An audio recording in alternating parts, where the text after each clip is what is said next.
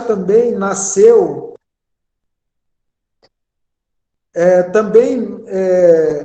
no Vai ao Racha nasceu os conselhos regionais, né? Que é uma parte fundamental da nossa organização, que faz ela ser a representatividade da base, de fato. Sem o Conselho de Roraima, ele não existe.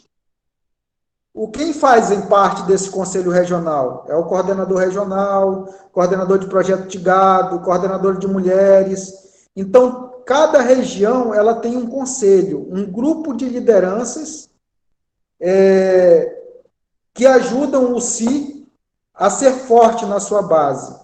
São aquelas lideranças que convocam as regiões, as assembleias regionais, que convocam encontros regionais, que promovem, que são linha de frente nas mobilizações. Essas são as lideranças que fazem parte desse conselho. Então, assim, o conselho, ele já foi muito mais forte, a gente reconhece que os conselhos regionais eles já foram muito mais fortes, agora deu uma fraquejada, não atua como antigamente. A gente precisa trabalhar essa questão da formação de novas lideranças, com lideranças que têm perspectiva de futuro, que sejam capazes de traçar metas, estratégias de gerência do território, da comunidade, da região. E no meu ver, os alunos,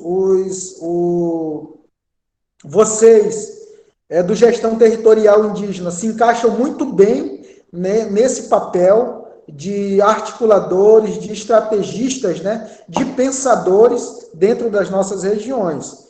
Então, assim, vocês se encaixam muito bem nesse papel de dizer como é que a gente vai gerenciar o nosso território. Qual é o projeto de fato que a gente quer ter dentro dos nossos territórios? E em 1988, na década de 80, nasce o projeto Uma Vaca para o Índio, né? Que é o projeto M. Cruz, que foi o projeto de sustentabilidade que veio usando a estratégia do fazendeiro, né? Eu não sei se vocês já viram um tema do Jaider Isbel, do artista plástico Jaider Isbel, parente Macuxi, na qual ele tem um tema que diz lá da vaca, né? De amaldiçoada para sagrada, se eu não me engano é isso. Me corrija, Reinaldo, se tu sabe um pouco desse tema aí. Mas a vaca, o boi, a vaca, ela era tida como maldita, porque ela estava ajudando os fazendeiros a tomar o território. Porque qual era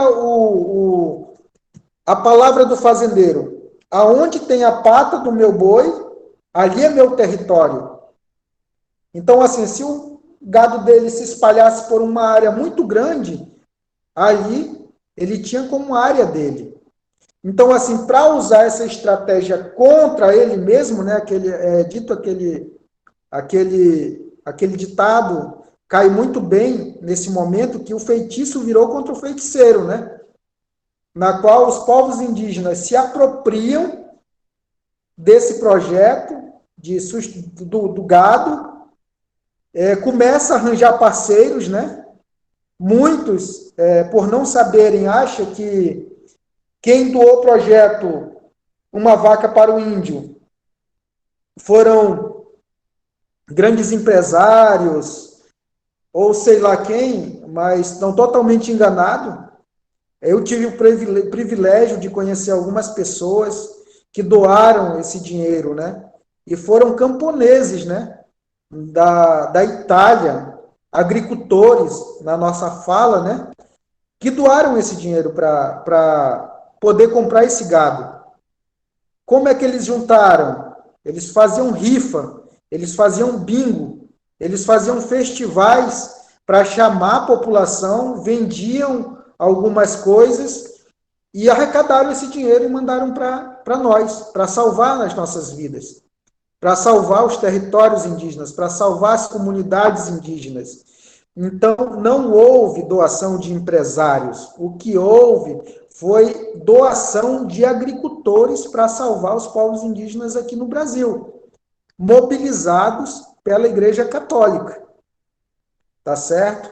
Então, assim, nasce o projeto M Cruz nessa época, e como cada vez mais o CIR ele se fortalecia, em 1986 foi construída a sede do Conselho Indígena de Roraima, que é essa que hoje eu estou falando aqui de dentro da nossa organização. Então, em 1986, que a organização ela começa a ter uma sede e um ponto focal dos conselhos regionais. Nos primeiros anos, essa organização ela era comandada pelos conselhos regionais. Vinha conselheiro da região Serras, passava um mês, 2 meses, aí outro mês era conselheiros da região Serra da Lua, outro mês era conselheiros da região Surumum, era uma roda de conselhos. Era eles que comandavam a nossa organização. Então, assim, e esse modelo ele perdurou até chegar, né, um momento de que a gente via que estava tendo bastante recurso e que a gente não poderia ficar trocando assim de mês em mês o comando da organização. E aí veio essa questão, esse novo formato que nós temos hoje, né? 2 coordenadores e uma secretária-geral do movimento de mulheres, né? Então, a nossa organização, ao longo desses anos todos, a gente trabalhou com um tripé, né? Território, saúde e educação. No território, ao longo desses 50 anos, a gente conseguiu a demarcação e o registro, a homologação de 32 terras indígenas dentro do estado de Roraima, que correspondem a 46% do território do nosso estado. Muitos falam por aí que são 35 terras indígenas, mas não, é 32 só. 3 terras indígenas estão naquele processo de demarcação, homologação. Então, efetivada mesmo, são 32 terras indígenas.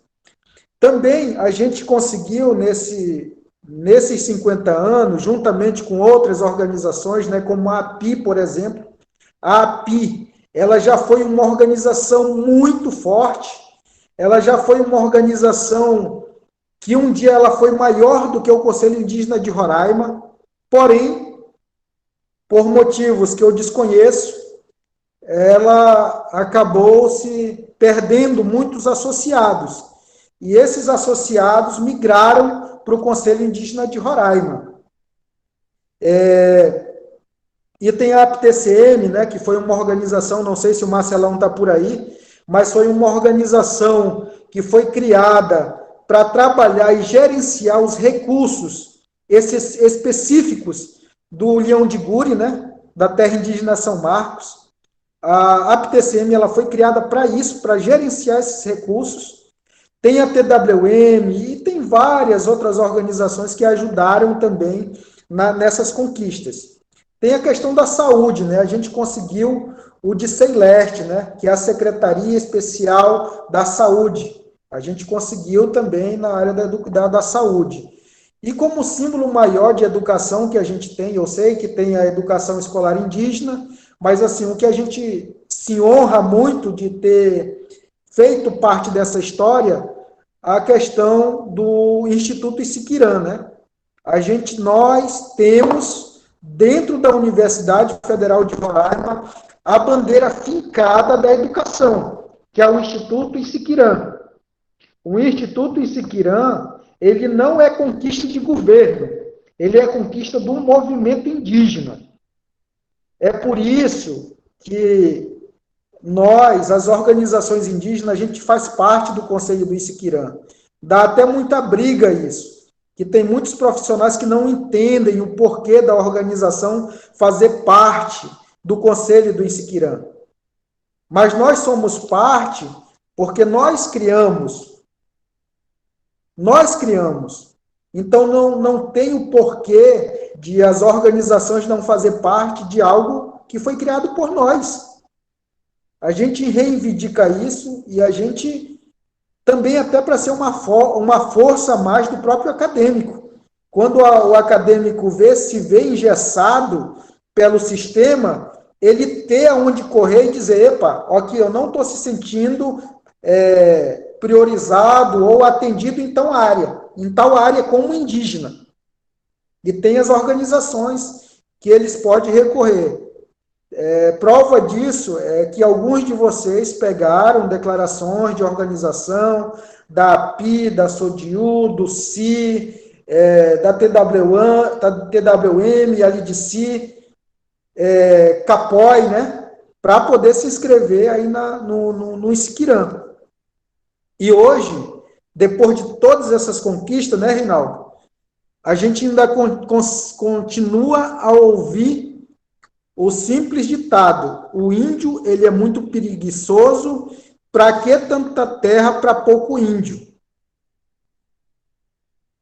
Essas perguntas a gente tem que responder para nós mesmos. Como é que eu posso colaborar com a minha região, com a minha comunidade? Mas é colaborar, pessoal, no sentido de fortalecer quem a gente é de verdade e não querer vender terra para empresário e não querer arrendar terra.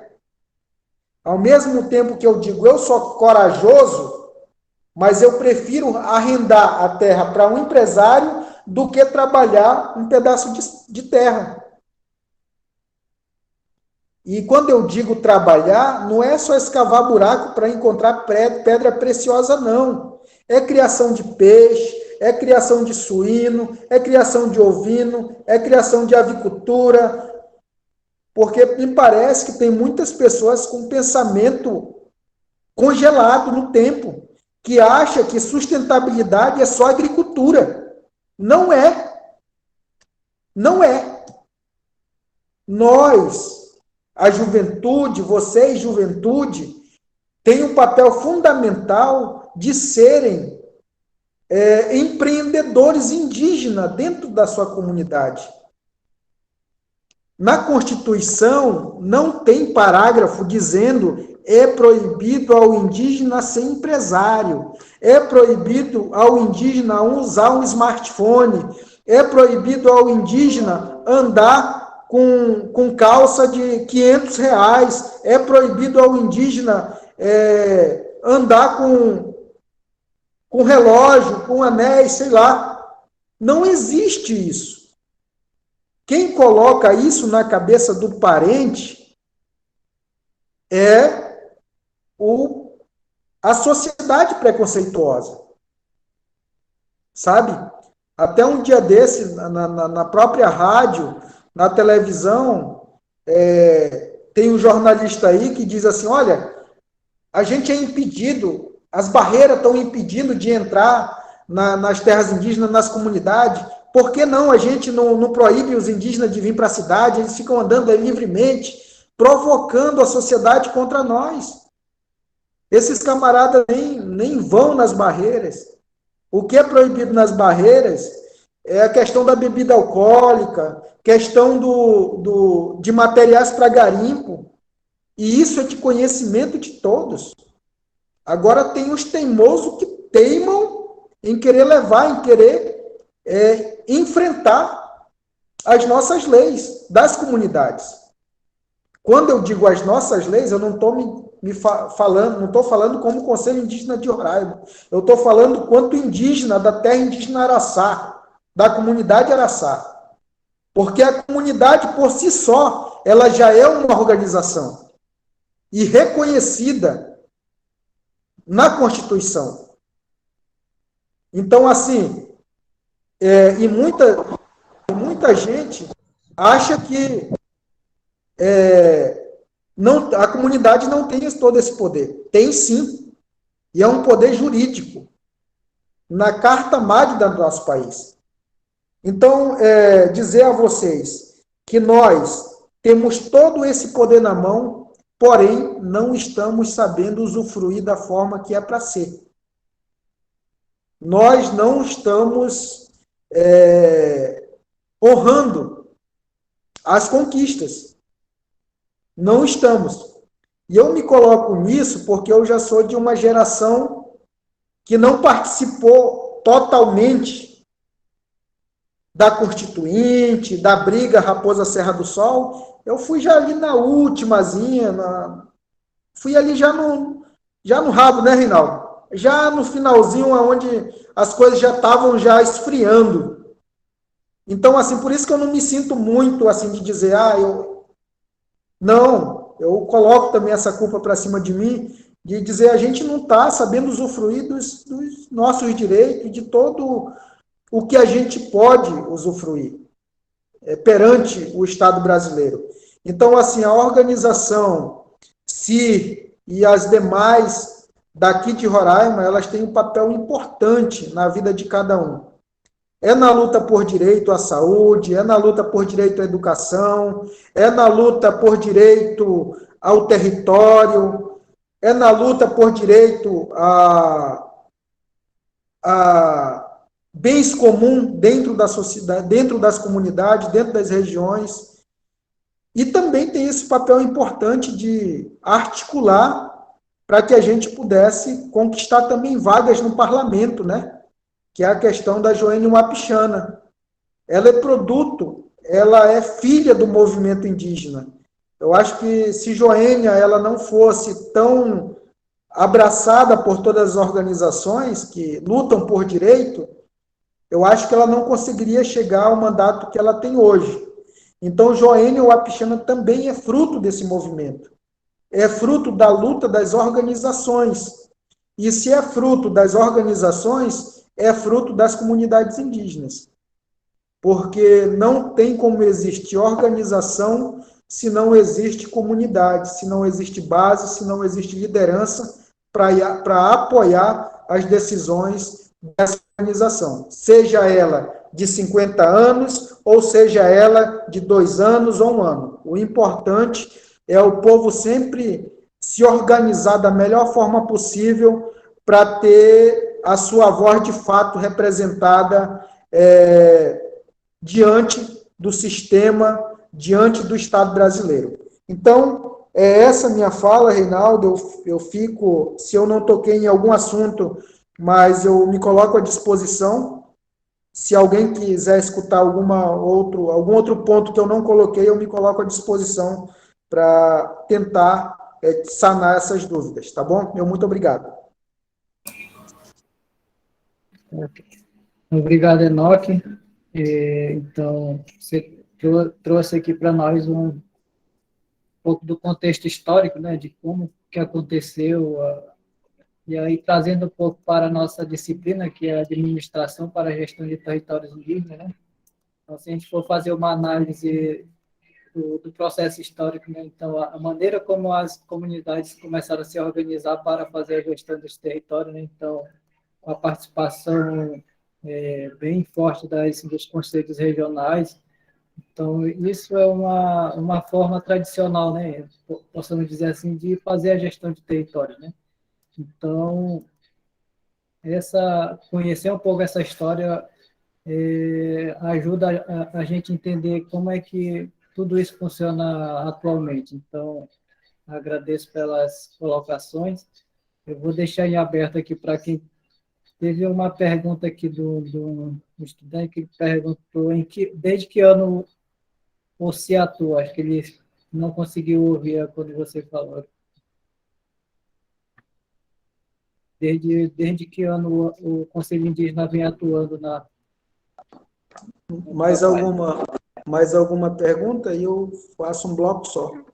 Tá, vou abrir aqui para os estudantes. Vocês gostam de fazer alguma pergunta, algum questionamento? Vocês podem ficar à vontade. Que aqui no chat, se alguém ou quem quiser perguntar, mandar aqui no chat, vocês podem ficar à vontade. Quem quiser, é só abrir o microfone e falar.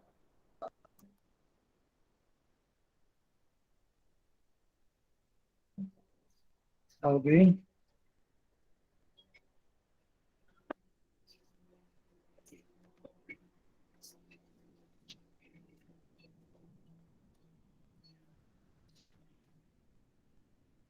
A gente tem uma grande dúvida, não. Será que o pessoal está aí do outro lado, né?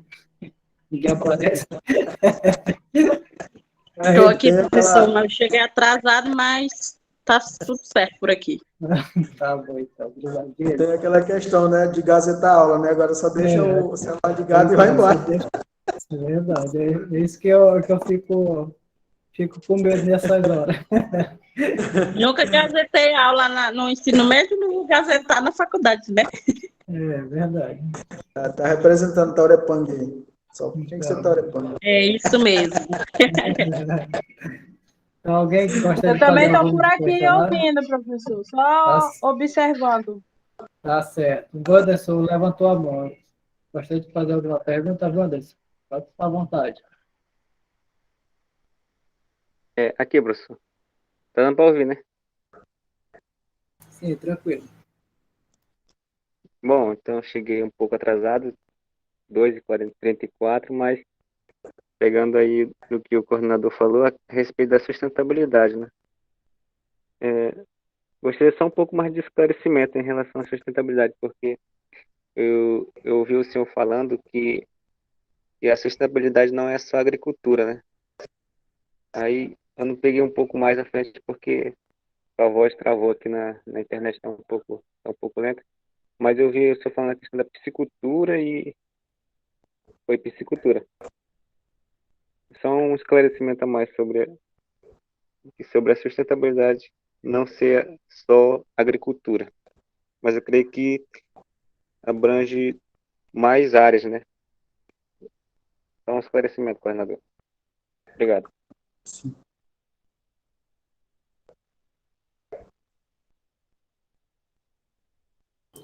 Alguém mais gostaria de saber alguma coisa?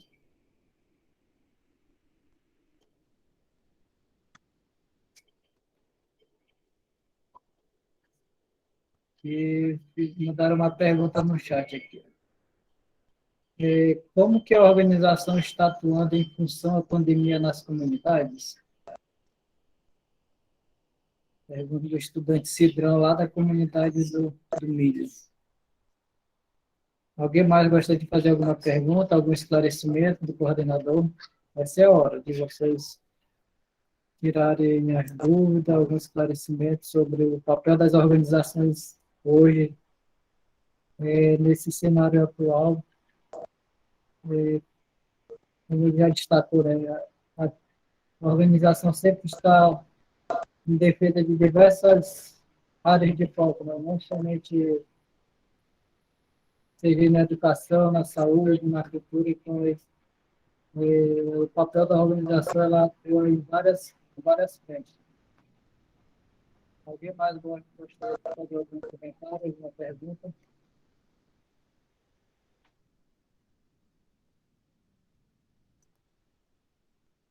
Eu acho que o restante... Eu acho que é só, né?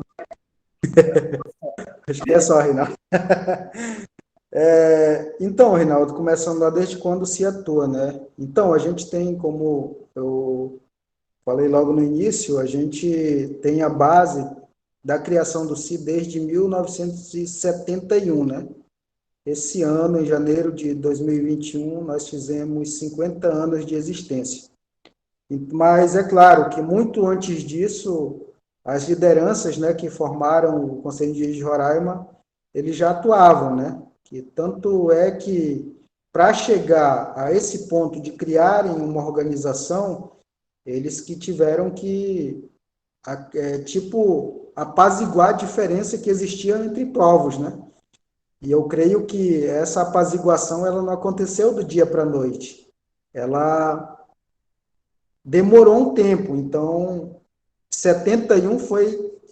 Assim, eu tenho para mim que 71 foi o dia que eles falam assim, não tem como a gente mais seguir dessa forma que a gente está seguindo, e agora é o jeito a gente andar junto. Eu gostaria muito de estar nesse dia, né? Eu acho que foi um dia assim, bem emblemático, né? De lideranças de diferentes povos tomar essa decisão. Então, desde 71, a gente tem essa data como base. Na questão da sustentabilidade, que eu estava falando, Wanderson, é que a gente não tem que trabalhar com essa ideia que sustentabilidade é só agricultura, né? Tem a questão da piscicultura. Hoje nós temos técnicos, né, formados, não só no Isiquirã, não só no Centro Indígena de Formação, mas também do IFE, né, do Instituto Federal de Roraima, né? Tem muitos jovens saindo com curso técnico, com estudo um pouco mais avançado. Então, tem como a gente trabalhar outras áreas, questão da piscicultura, questão de... E por aí vai. Temos também, não só nessa área, mas também temos pessoas que nasceram com dom, né? Como, por exemplo, a própria Líbina, que está aqui, né, nessa sala. A Líbina, ela é uma empreendedora de mão cheia. Então, assim, temos pessoas com potencial de se tornar empresários. Agora a gente precisa acreditar nos nossos parentes, a gente precisa valorizar essas pessoas. De que forma a gente vai valorizar? De que forma? Qual é o mecanismo que a gente vai criar para a gente poder disputar parelha com pessoas aí que têm tudo a seu favor? Então, assim, o sistema, esse sistema que a gente vive hoje, na minha visão, ele não é um sistema que beneficia nós. Porém, nada no sistema beneficia nós. Tudo que foi conquistado foi através de luta. E foi através de luta conjunta. Se não houver luta conjunta, nós continuaremos a ser pisados. Nós continuaremos a ser julgados como preguiçosos. Então, assim, a gente tem que ter sustentabilidade, primeiramente, respeitando o nosso modo de vida, respeitando quem eu sou de verdade. Também não Reinaldo, a gente não tem que jogar dentro das nossas comunidades aquele modelo. O parente está morrendo de fome ali, eu tenho 20 quilos, 30 quilos de carne dentro do meu freezer, mas eu só dou para o parente se ele comprar. Não, esse não é o nosso modelo. Esse não é o nosso modelo. Por isso que eu estou falando, a gente precisa inventar um modelo que, de fato, respeite o nosso sistema, o sistema do Malocão, o sistema comunitário, na qual eu tenho para me comer e o meu parente, ele pode compartilhar do que eu tenho quando ele precisar. Porque era assim, era esse sistema que acontecia na comunidade antes. Por exemplo,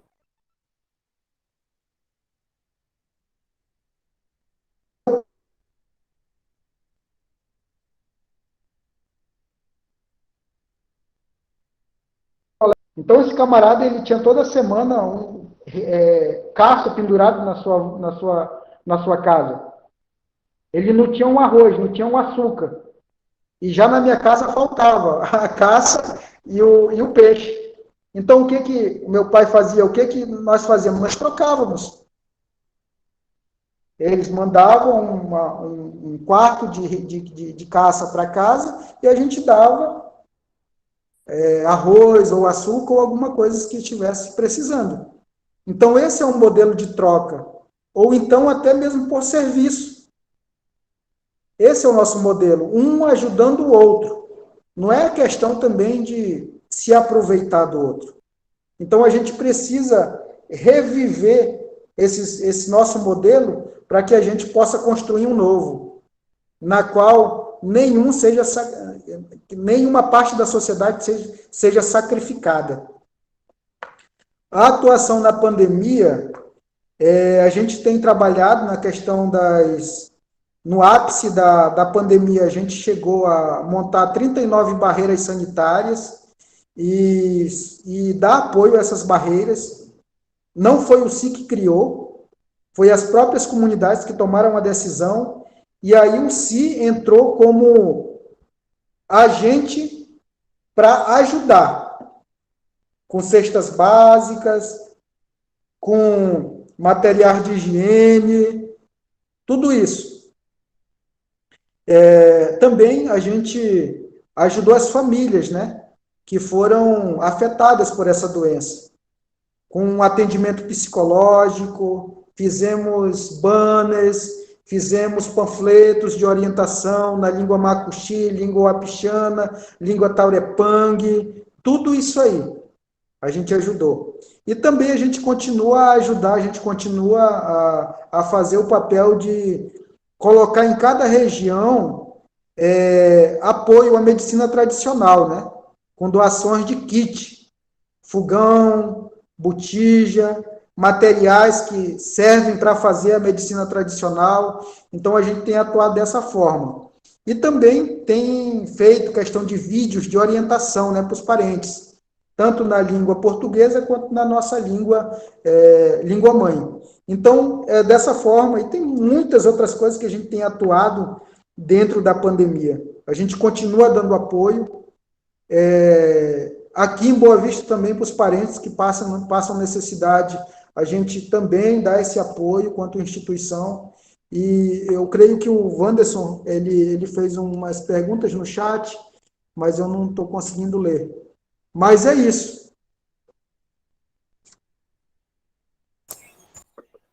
Obrigado, Enoque. E só uns comentários, né, sobre o que você estava falando, né, de troca que existia primeiro entre as famílias mesmo, né, então isso já não existe na comunidade. Então, hoje, se você não tiver um dinheiro lá para ter as coisas, você não come não chupa nem um bombom, na verdade. Então, esse sistema que tem hoje, então, é bastante complicado, e as próprias comunidades, elas têm que reconhecer e saber lidar com tudo isso, né? Então, acho que é pensar nessas novas possibilidades que, com certeza, terão bons resultados futuros, né? E eu acho que, assim, acredito muito que isso cabe a nós também, né? Como jovens, estudantes, eu acho que acredito que começar a pensar nessas novas formas de trabalho mesmo, né? De estratégia para poder desenvolver dentro das terras indígenas. E só um comentário, né, do Cidrão com relação aos conhecimentos do Xuxal, né, de ter essa responsabilidade com a história, né. Muitas vezes tem Xuxal aqui hoje já não desconhece muito, né, das histórias que foram, de como foi todo esse processo com os povos indígenas, e eu acho que às vezes há um grande desrespeito por essa parte, né? Eu acho que foi nessa linha que o Cidrão fez esse comentário. Então, Enoque, eu acho que então, esse foi o objetivo mesmo do nosso encontro, né? A ideia é possibilitar esse contato com as pessoas que estão direto mesmo nas organizações indígenas, né? Então, trazer um pouco dessa troca de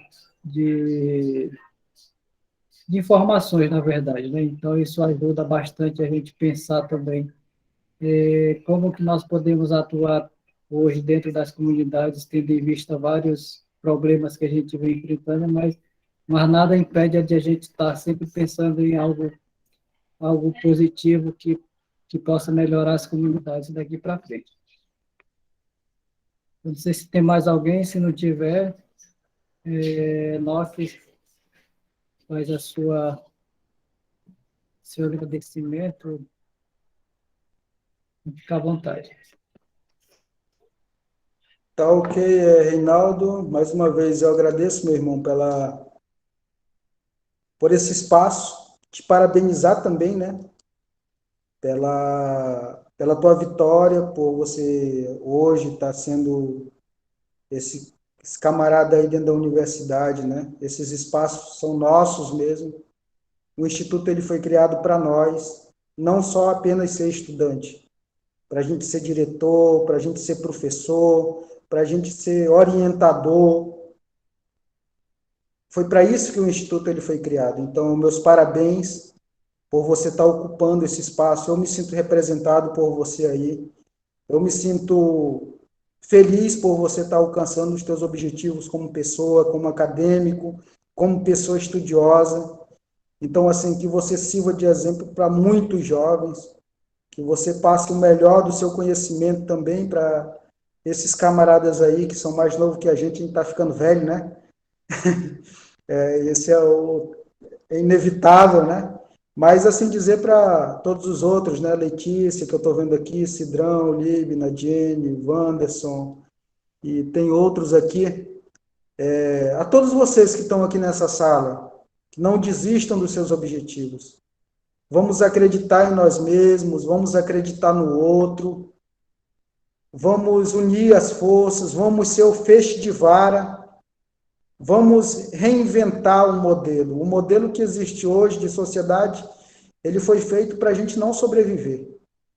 Esse modelo que a gente vive hoje foi um modelo que dizia em 95 que em 2000 não existiria mais índio. Então, é esse modelo que permanece. Então, a gente tem que se reinventar.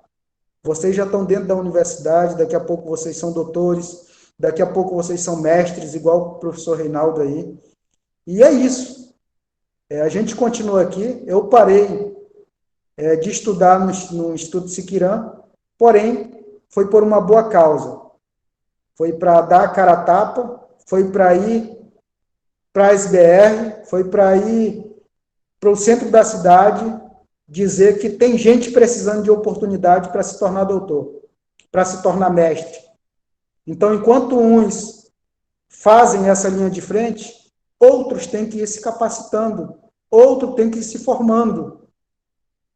Vocês têm que levar a sério essa vida acadêmica de vocês.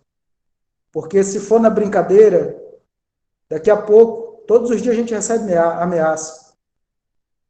Daqui a pouco, a gente gastou 10 anos da vida, 20 anos da vida, e as pessoas a quem a gente doou a nossa vida, a quem a gente colocou o peito para receber a bala, ou seja lá o que for, elas simplesmente brincaram na sua vida acadêmica e não conseguiram concluir o seu ensino. E aí, quem ocupa esse lugar? O branco, que chama o parente de preguiçoso. O branco que quer impor o modelo da sociedade não indígena lá dentro da nossa comunidade. Então, assim, nós temos o nosso próprio modelo. A gente não precisa ficar imitando igual papagaio. A gente agora tem que transformar esse nosso modelo para ele ficar mais forte ainda.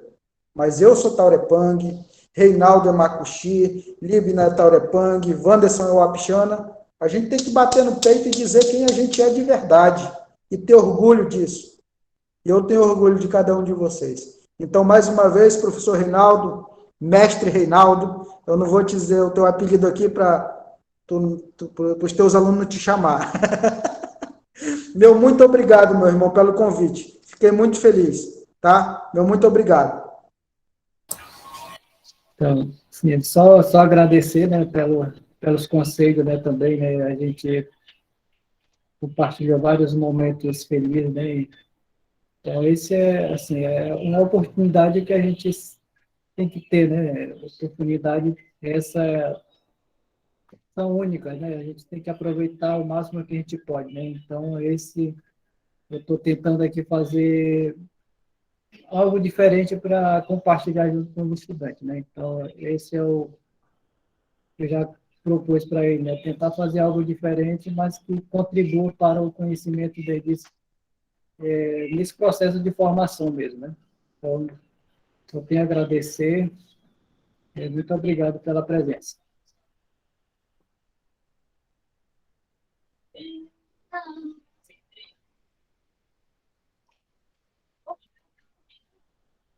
E aí, pessoal, agora podem ficar à vontade. Eu vou parar de gravar aqui. Esse aqui vai ficar, vou postar para os demais que não conseguiram participar da aula.